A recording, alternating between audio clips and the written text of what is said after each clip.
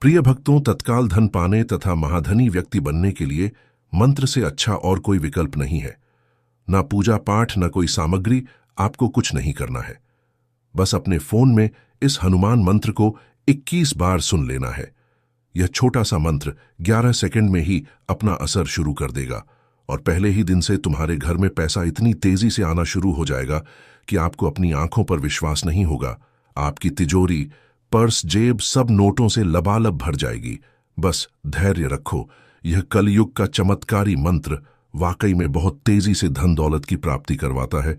तो चलिए शुरू करते हैं। ॐ हम पवननन्दनाय रामदूताय त्र्यम्बकं पञ्चमुखाय श्रीमहावीराय धनं प्रदाय च नमोऽस्तु ते। ॐ हम पवननन्दनाय रामदूताय त्र्यम्बकं पञ्चमुखाय श्रीमहावीराय धनं प्रदाय च नमोऽस्तु ते।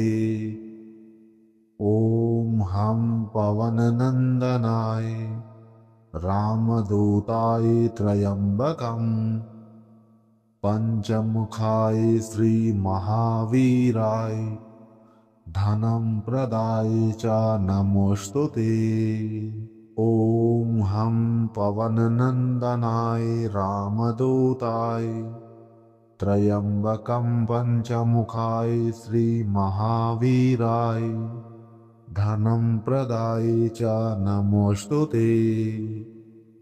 ॐ हम पवननन्दनाय रामदूताय त्र्यम्बकं पञ्चमुखाय श्रीमहावीराय धनं प्रदाय च नमोऽस्तु ते।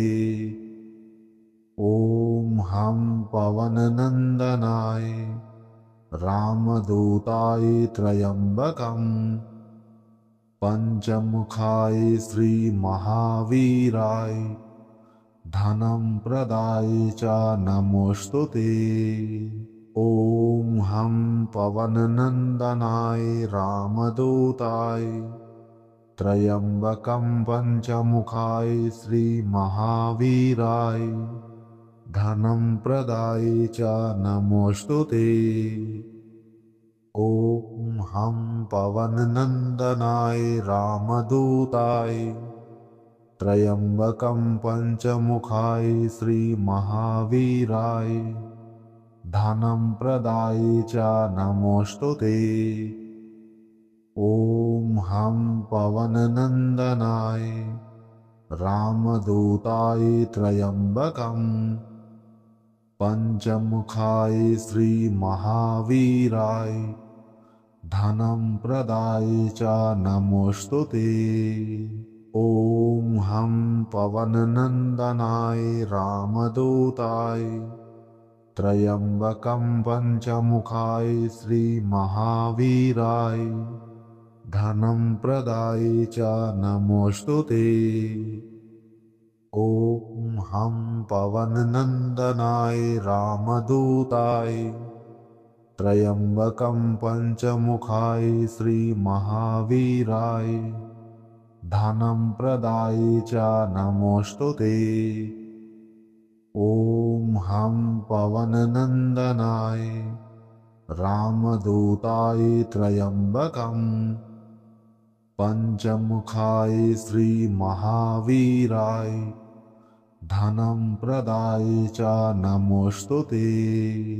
ॐ हम पवननन्दनाय रामदूताय त्र्यम्बकं पञ्चमुखाय श्रीमहावीराय धनं प्रदाय च नमोऽस्तु ते।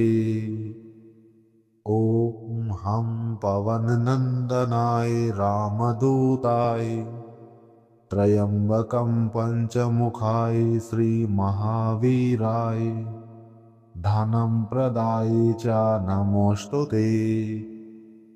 ॐ हम पवननन्दनाय रामदूताय त्र्यम्बकं पञ्चमुखाय श्रीमहावीराय धनं प्रदायि च नमोऽस्तु ते। ॐ हं पवननन्दनाय रामदूताय त्र्यम्बकं पञ्चमुखाय श्रीमहावीराय धनं प्रदायि च नमोऽस्तु ते। ॐ हं पवननन्दनाय रामदूताय त्र्यम्बकं पञ्चमुखाय श्रीमहावीराय धनं प्रदायि च नमोऽस्तु ते। ॐ हं पवननन्दनाय रामदूताय त्र्यम्बकं पञ्चमुखाय श्रीमहावीराय धनं प्रदायि च नमोऽस्तु ते। ॐ हं पवननन्दनाय रामदूताय त्र्यम्बकं पञ्चमुखाय श्रीमहावीराय धनं प्रदायि च नमोऽस्तु ते। ॐ हं पवननन्दनाय रामदूताय त्र्यम्बकं पञ्चमुखाय श्रीमहावीराय धनं प्रदायि च नमोऽस्तु ते। ॐ हं पवननन्दनाय रामदूताय त्र्यम्बकं पञ्चमुखाय श्रीमहावीराय धनं प्रदायि च नमोऽस्तु ते।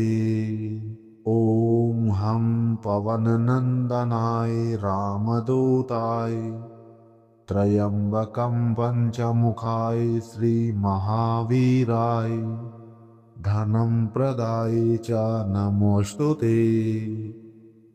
ॐ हं पवननन्दनाय रामदूताय त्र्यम्बकं पञ्चमुखाय श्रीमहावीराय धनं प्रदायि च नमोऽस्तु ते।